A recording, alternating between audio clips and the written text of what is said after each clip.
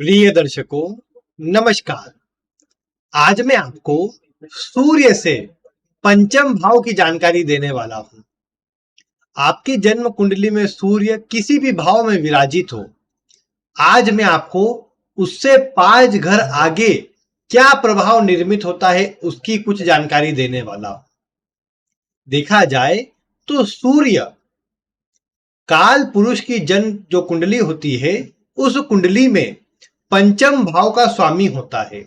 इसीलिए किसी भी कुंडली में सूर्य से पंचम भाव की स्थिति आपकी जन्म कुंडली के पंचम भाव को बताने का काम अवश्य करेंगी।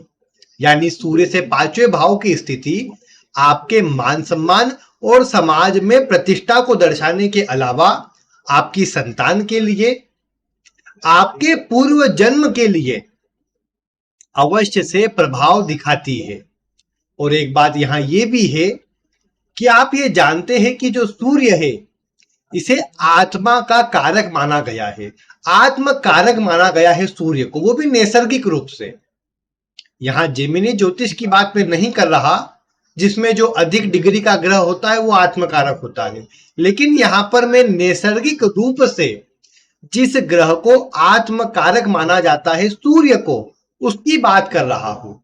इसलिए सूर्य से 5वां घर आपकी आत्मा से 5वें घर की स्थिति को बताएगा। और आप ये जानते हैं कि 5वें घर से पूर्व जन्म का विचार होता है। इसका सीधा सा अर्थ यही है कि जहां सूर्य बैठा है वहां से भी आपकी आत्मा जुड़ी है, और दूसरे नंबर पर जहां सूर्य है उससे पंचम भाव से भी आपकी आत्मा का कनेक्शन अवश्य से है।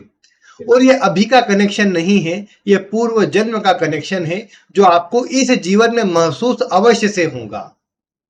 मैं इसे विस्तार देता हूं और पूरी विस्तार से इस वीडियो में मैं आपको यही जानकारी प्रदान कर रहा हूं कि सूर्य से 5वां घर कैसे आपसे पूर्व जन्म से कनेक्टेड है, कैसे आपकी आत्मा से पूर्व जन्म से कनेक्टेड है।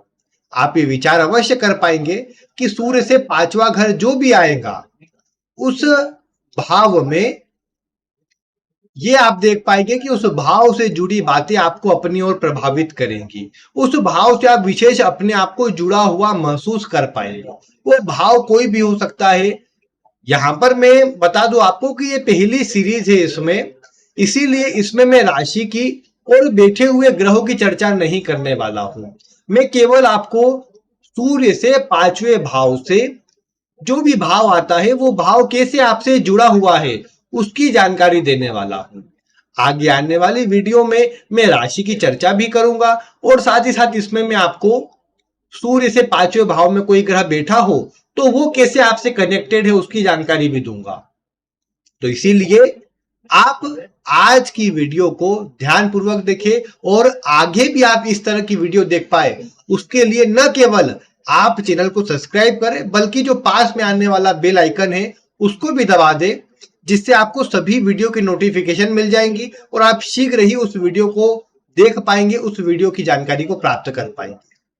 अभी तो आपको सूर्य से विभिन्न भावों की जानकारी देना है। आज प्रारंभ पंचम भाव से किया है, आपको इसका आनंद लेना चाहिए और आप इसे ध्यानपूर्वक देखिए। आइए मैं आपको एक एक करके जानकारी देता हूं। मान लीजिए किसी व्यक्ति के जो सूर्य है वो लग्न में विराजित है, तो उससे जो पंचम भाव आएगा वो कुंडली का पंचम भाव भी आ जाएगा। ऐसे में जिनके भी लग्न में सूर्य है, यानी पंचम भाव उनका प्रमुख भाव आता है, ऐसे व्यक्ति कहीं ना कहीं आप देख पाएंगे थोड़े से विरक्त होते हैं। अब आप सोचेंगे कि विरक्त कैसे? आप ये तो जानते हैं कि पंचम भाव जो होता है जन्म कुंडली का भी और सूर्य से भी, उससे पूर्व जन्म का विचार होना चाहिए, क्योंकि पंचम पूर्व जन्म की स्थिति को दर्शाता है। अब ऐसे में चूंकि सूर्य का ही जो पंचम भाव वो लग्न का पंचम भाव है, यानी सूर्य लग्न में है, तो ऐसी स्थिति में आप देख पाएंगे कि ऐसे व्यक्ति को बहुत ज्यादा चीजों में ऐसी रुचि नहीं रहेगी। अपने आप में ऐसा व्यक्ति थोड़ा विरक्त रहेगा, थोड़ा अलग अलग रहने का प्रयास करेगा, लोगों से जुड़ेगा भी, लेकिन अन्य लोगों से या तो इतना सपोर्ट ना मिले, इतना सहयोग ना मिले, अपने दम पर सब कुछ करना पड़े, ये कुछ बातें हो सकती है। हालांकि पंचम भाव जो कि मान सम्मान पद प्रतिष्ठा का है, तो जब लग्न में सूर्य होगा तो व्यक्ति को इन सब चीजों की चाहत होगी और व्यक्ति अपनी मेहनत से ये सारी वस्तुएं अर्जित भी कर पाएगा। ये भी यहाँ पर अवश्य देखने को मिलता है। इसके अलावा यहाँ जो प्रमुख बात है वो एक ये भी है कि पंचम भाव संतान का भी होता है। ऐसे व्यक्ति को अपनी संतान के प्रति बहुत चिंता होती है। ऐसा व्यक्ति सीखना बहुत सारी बातें चाहता है। आप देखेंगे ऐसा व्यक्ति सदैव लर्निंग जारी रखता है, सदैव कुछ ना कुछ सीखते रहता है। भले उस शिक्षा से जुड़ा उसका काम हो या ना हो, कोई विषय वो सीख रहा है उसके काम का हो या ना काम का हो, लेकिन ऐसे व्यक्ति को रुचि होती है कुछ ना कुछ नया सीखने की, क्योंकि पंचम भाव आपकी लर्निंग है, शिक्षा है, और व्यक्ति उसे सीखता है। पंचम भाव जैसा मैंने कहा मनोरंजन का भी होता है। तो पंचम भाव से जब सूर्य जुड़ेगा तो ऐसा व्यक्ति, जैसा मैंने कहा, थोड़ा स्वयं से तो विरक्त होता है, तो स्वयं तो कम सुख सुविधा में कोशिश करेगा उसे प्राप्त करने की, लेकिन अन्य के लिए कोशिश करेगा कि कैसे मैं अच्छी सुख सुविधा अर्जित कर सकता हूं। और अन्य के लिए अच्छे कार्य करने के कारण ही ऐसे व्यक्ति के नाम सम्मान की जो स्थिति होती है अच्छी होती है, ऐसे व्यक्ति को नाम सम्मान मिलता है। तो ये बात आप देख पाएंगे लग्न के सूर्य के कारण। द्वितीय भाव में अगर सूर्य होगा तो आप ये देख पाएंगे कि ऐसा सूर्य, इससे पंचम भाव कुंडली का छठा भाव आ जाएगा। तो छठा भाव जो होता है ये वैसे शत्रुओं का, विरोधियों का, इन सब चीजों का होता है, लेकिन छठा भाव जिम्मेदारियों को भी दर्शाता है। छठा भाव जो है रिस्क लेने की क्षमता को दर्शाता है। अब देखिए जिनके दूसरे भाव में सूर्य होंगे, ऐसे व्यक्ति चाहे या ना चाहे इन्हें अपने आप घर परिवार की जिम्मेदारी इनके ऊपर आ जाती है। लग्न में होने पर भी कुछ मात्रा में आती देखी गई, लेकिन दूसरे में हो तो निश्चित ही आ जाती है। ऐसा व्यक्ति अगर घर में बड़ा हुआ तो निश्चित ही देखने को मिलता है कि सभी जिम्मेदारी को उठाता है और सभी को अपने अंडर में लेकर चलता है, सभी के लिए सोचता है।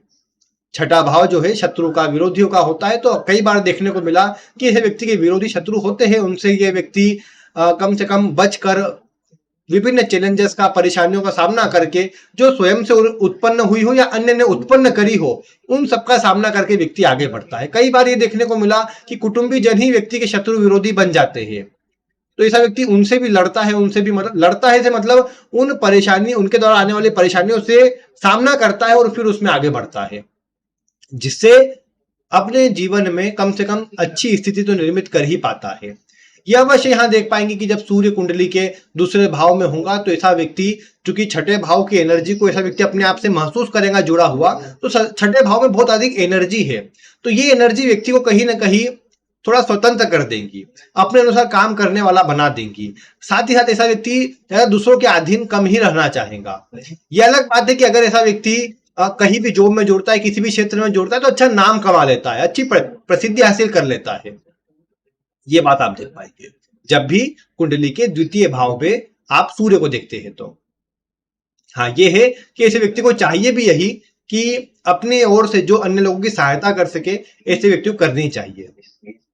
सूर्य अच्छी स्थिति में होगा, अच्छी राशि में होगा, तो आप देख पाएंगे ऐसे सूर्य जातक को जीवन काल में एक अच्छी पोजीशन में ले जाते हैं, इसके अंडर में काम करने वालों की संख्या बढ़ा देते हैं। तो ये एक बढ़िया स्थिति होती है सूर्य की। इसके अलावा आप देखेंगे कि सूर्य अगर कुंडली के तीसरे भाव में है तो उससे जो पांचवा घर होता है वो सप्तम भाव हो जाएगा। ऐसा व्यक्ति अपने आप को सप्तम भाव से जुड़ा हुआ महसूस करेगा। सप्तम भाव जो है वो जीवन साथी का भी है। साथ ही साथ सप्तम भाव जो होता है ये पार्टनरशिप, वैवाहिक जीवन, और इसके अलावा आपके विरोधी को भी दर्शाता है। अब जब सप्तम भाव सूर्य से, मतलब आपकी आत्मा से कनेक्टेड भाव हो गया, तो ऐसे व्यक्ति की चाहते बहुत होंगी। सप्तम भाव में जब भी सूर्य का प्रभाव आता है, वो किसी प्रकार से एक्टिवेशन के थ्रू आए या किसी प्रकार से आए, ऐसे व्यक्ति की चाहते बहुत ज्यादा होंगी। ऐसे व्यक्ति अपने बहुत सारे कार्य बनाना चाहेगा। सप्तम भाव में अगर आप देखें तो विरोधियों का प्रभाव भी है, तो ये जरूर आ जाता है कई बार कि व्यक्ति अपने आप को थोड़ा सा मतलब कोशिश करे कि विरोधियों से दूर रहा जाए, या फिर विरोधियों से रक्षा भी करता है, अपने घर परिवार की भी, स्वयं की भी। सप्तम भाव है तो जीवन साथी की भी। ये बात देखने को मिलती है कि यहाँ पर जब सप्तम भाव का प्रभाव सूर्य आपसे कनेक्टेड करते हैं, तो एक बात देखने को मिलती है कि ऐसे व्यक्ति की जहां शादी होती है, ऐसे व्यक्ति का जहां विवाह होता है, वहां से वो अलग अलग प्रकार का अटैचमेंट अपने आप में महसूस कर पाता है। ऐसा भी कई बार देखने को मिला कि केतु की अवस्था कई बार हो सकती है इस प्रकार की कि जो व्यक्ति को वो नवमा शादी में चेक करना पड़े, लेकिन व्यक्ति को ये आभास हो कि जिससे विवाह हुआ है वही पूर्व जन्म का जीवन साथी है, या कुछ लोगों से जुड़ने पर इस तरह का अनुभव ऐसे व्यक्ति को हो। ये प्रभाव कई बार तीसरे भाव में सूर्य होने पर हो सकता है। हालांकि ऐसा व्यक्ति की जो जितनी इच्छाएं होती है उसे पूरा करने के लिए प्रयास भी उतना ही ऐसा व्यक्ति करता है। और सप्तम भाव चूंकि ये काम त्रिकोण का भाव होता है, तो ऐसा व्यक्ति अपनी जो सुख सुविधा और अपने लग्जरी की स्थिति उसे पूरा करता है, समाज में नाम कमाता है, एक प्रसिद्धि और एक प्रतिष्ठा हासिल कर पाता है। ये तीसरा भाव जरूर दर्शाता है। तो ये एक अच्छी स्थिति है यहाँ पर सूर्य की, जिसे खराब तो नहीं कहा जाएगा। चतुर्थ भाव में सूर्य हो तो व्यक्ति अष्टम भाव से जुड़ा होता है। व्यक्ति की रहस्यमय विषयों में, ज्योतिष में, ओकल्ट साइंस में बहुत अधिक गहरी रुचि होती है। व्यक्ति इन सबको सीखना चाहे, खोजना चाहे, जानना चाहे। और वैराग्य वाला प्रभाव अष्टम भाव, क्योंकि वैराग्य भाव है, वैराग्य वाला प्रभाव अष्टम भाव जोड़ता है। यह अवश्य है कि अष्टम भाव को देखा जाए तो ये एक ऐसा भाव है जिसमें भ्रम, चिंता के अलावा थोड़ा तनाव की स्थिति भी है, डिप्रेशन, टेंशन जैसा प्रभाव भी है। तो कई बार व्यक्ति अपने कार्य के चलते इन सब चीजों से भी जुड़ जाता है, या व्यक्ति के ऊपर तनाव आदि की स्थिति हावी हो जाती है और व्यक्ति कहीं ना कहीं थोड़ा चिंतित हो जाता है। अदरवाइज आप देखेंगे जब सूर्य चतुर्थ में हो और अष्टम भाव को एक्टिव करता हो तो ऐसा व्यक्ति बहुत अधिक मात्रा में अपने ये आप देख पाएंगे कि ओकल्ट साइंस वाले विषयों से, ज्योतिष से, रहस्यमय विषयों से व्यक्ति बहुत अधिक जुड़ा हुआ महसूस करता है अपने आप को, क्योंकि पूर्व जन्म में उसकी आत्मा या तो उन चीजों को करके आई है या फिर वो करना चाहती थी। तो इसलिए ऐसा व्यक्ति उन कार्यों को करना चाहता है, उन कार्यों से जुड़ना चाहता है। ये बात आप देख पाएंगे जब सूर्य से पंचम भाव कुंडली का अष्टम भाव बन जाता हो। इसके अलावा सूर्य अगर पंचम भाव में हो तो उससे जो पंचम भाव बनेगा वो कुंडली का नवम भाव हो जाएगा। तो नवम भाव में सूर्य क्या करता है कि व्यक्ति को नवम भाव से जोड़ देता है। नवम भाव पिता को दर्शाता है, नवम भाव आपके धार्मिक क्षेत्र को दर्शाता है, धार्मिक कार्यों को दर्शाता है। ऐसा व्यक्ति अच्छा धार्मिक हो सकता है, समाज में अच्छा मार्गदर्शक हो सकता है, लोगों को सही सलाह देना, सही गाइडेंस देना, सही मार्ग पर आगे बढ़ाने का व्यक्ति का स्वभाव हो सकता है। क्योंकि नवम भाव को सूर्य जब एक्टिव कर रहा है तो नवम भाव से जुड़ी गुरु की प्रधानता व्यक्ति के अंदर बढ़ जाएंगी और व्यक्ति सभी को ज्ञान देना, सलाह देना, समाज में एक सही नियम कायदे बनाना, ये स्वभाव में व्यक्ति के बढ़ जाएगा। और यहाँ देखने को मिलेगा कि सूर्य से जब नवम भाव मतलब पंचम भाव कुंडली का नवम हो जाता है तो व्यक्ति ईमानदारी से काम करके अपने समाज में नाम, सम्मान, प्रतिष्ठा सब हासिल कर पाता है, अच्छी स्थिति तक पहुंच पाता है। यह अलग बात है कि यहाँ पर कई बार सूर्य अगर कुछ कमजोर स्थिति में हो या फिर कुछ खराब राशि में आ जाता हो जो सूर्य के लिए कारक नहीं होती, या जल तत्व राशि में आ जाता हो तो इसका प्रभाव थोड़ा बिगड़ सकता है।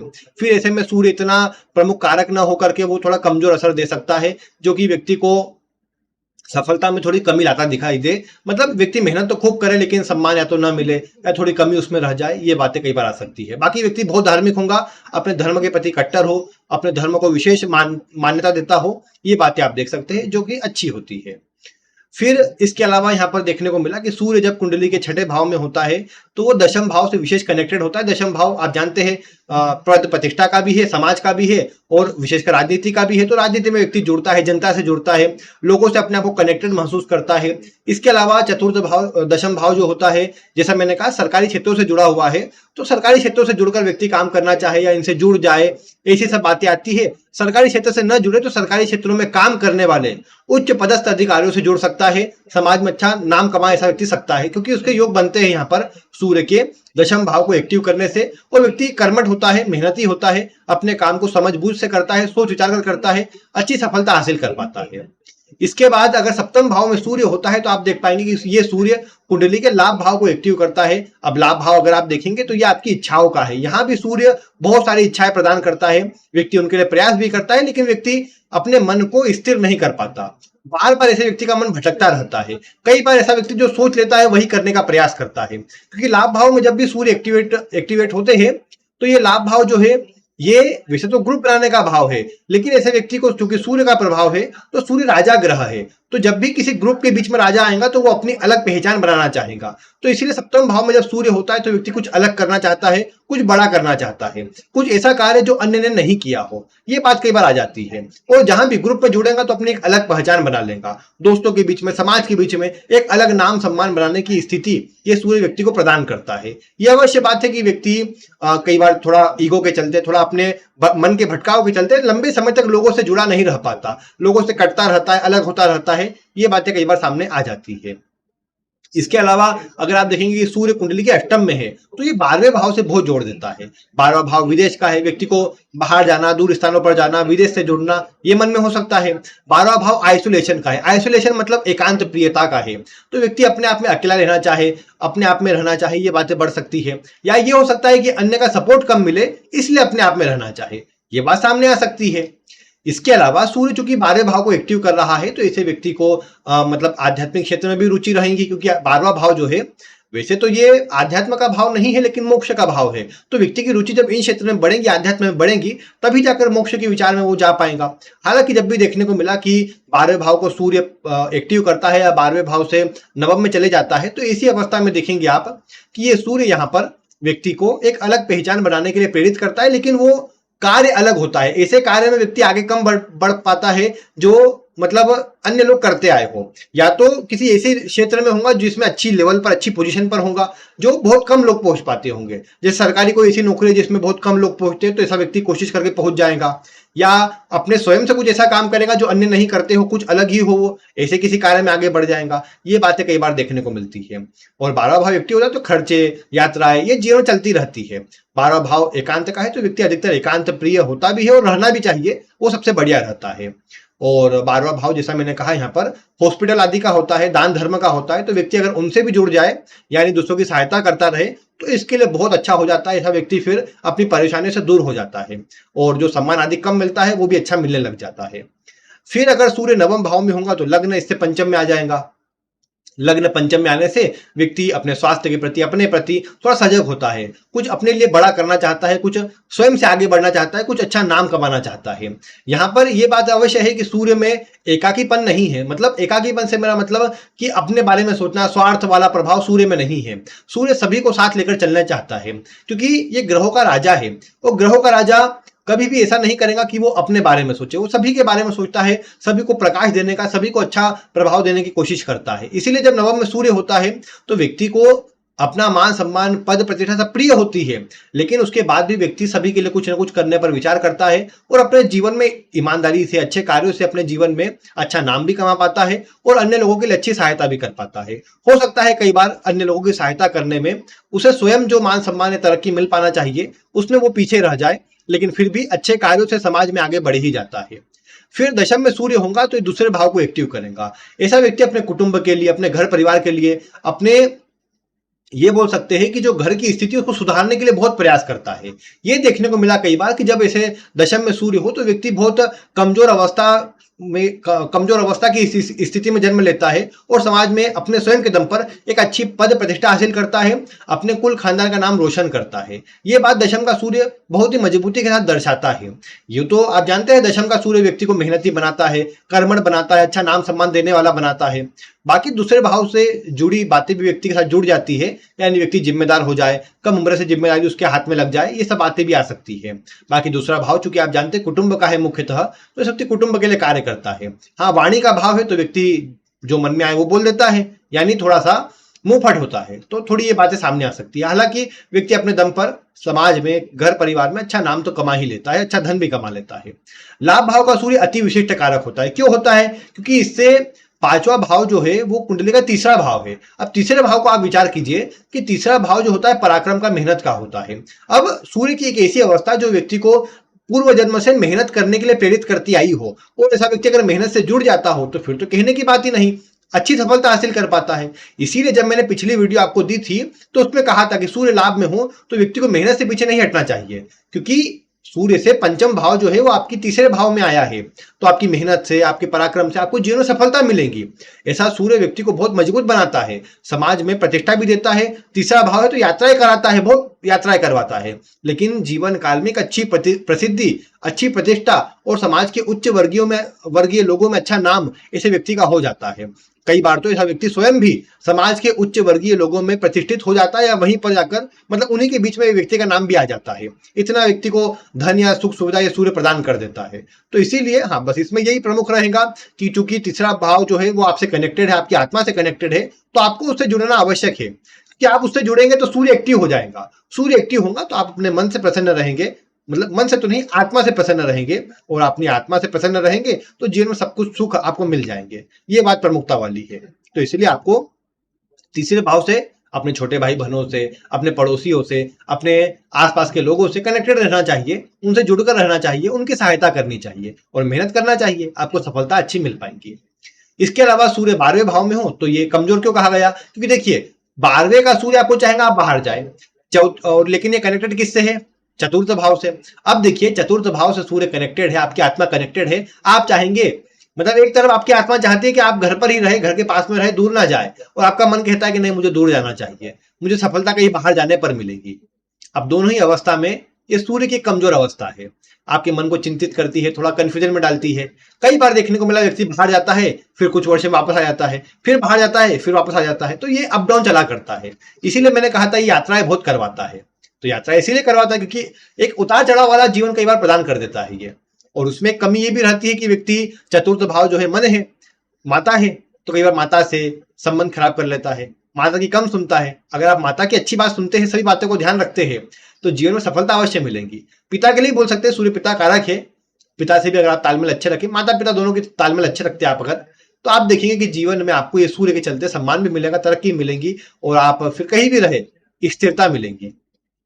अन्यथा फिर सब कुछ होने के बाद भी मन उदास रहेगा, आत्मा से आप प्रसन्न नहीं रहेंगे, इस कारण से कुछ भी अच्छा नहीं लगेगा आपको, और कहीं ना कहीं कमी आप ढूंढने लग जाएंगे, तो ये कमजोर स्थिति हो जाएगी। इसीलिए आप थोड़ा ध्यान दें इस पर, और थोड़ा विचार करें कि आखिर सूर्य की जो अवस्था है आपको 12वें भाव में मिली है, इसे कैसे बैलेंस किया जाए। बस माता पिता से अपने तालमेल अच्छे रखे, और कोशिश ये रखे कि भले बाहर जाकर काम करें लेकिन घर से कनेक्टेड रहे। कैसे कनेक्टेड रहे कि लोग, घर के लोगों से बातचीत करते रहे, जो जन्म स्थान है आपके घर के लोग हैं वो जहां भी रहते हैं उनसे कनेक्टेड रहे किसी प्रकार से, या तो उनको कुछ ना कुछ भिजवाते रहे या स्वयं बातचीत करते रहे। नहीं तो 12वें भाव का सूर्य है, तो कई बार देखने को मिला कि आपको ये सूर्य चतुर्थ को एक्टिव करता है, चतुर्थ भाव घर को दर्शाता है, आपको घड़ी गिफ्ट में मिलती है। अब जरूरी नहीं कि घड़ी आपको दीवार पर लगाने वाली ही मिले, हाथ में पहनने वाली मिल सकती है, लेकिन चतुर्थ को एक्टिव करता है, तो इसीलिए आपको घड़ी मिलने की जो संभावना है गिफ्ट में वो बढ़ जाती है। पता ना आपको मिली या नहीं, लेकिन एक बात है कि यहाँ सूर्य जो है थोड़ा कमजोर है, इसीलिए थोड़े अच्छे कार्य में जुड़े रहे तो बहुत बढ़िया रहेगा आपके लिए। जब दशम की बात करूंगा तो आपका 9वां भाव कुंडली का पिता वाला भाव वो भी जुड़ेगा, इसलिए बोल रहा हूँ माता पिता से संबंध अभी से अच्छे कर ले, जिससे आपके लिए अच्छा रहे। बाकी अगर आपको आज की वीडियो पसंद आई हो, आप इससे जुड़ पाए हो, आपकी आत्मा कहीं ना कहीं आपको कनेक्टेड लगती है उस भाव से, तो आप अवश्य से वीडियो में कमेंट करें। बाकी देखिए राशि आएंगी तो राशि जिस भाव की होंगी वो भी जुड़ेगा, तो ग्रह भी जुड़ेंगे, तो इसलिए इसमें अभी विषय बाकी है। तो आप बाकी आज की विषय से आप बताइए कितना आपको मिलता नजर आया। बाकी आज की वीडियो में इतना ही। वीडियो देखने के लिए आपका बहुत बहुत धन्यवाद।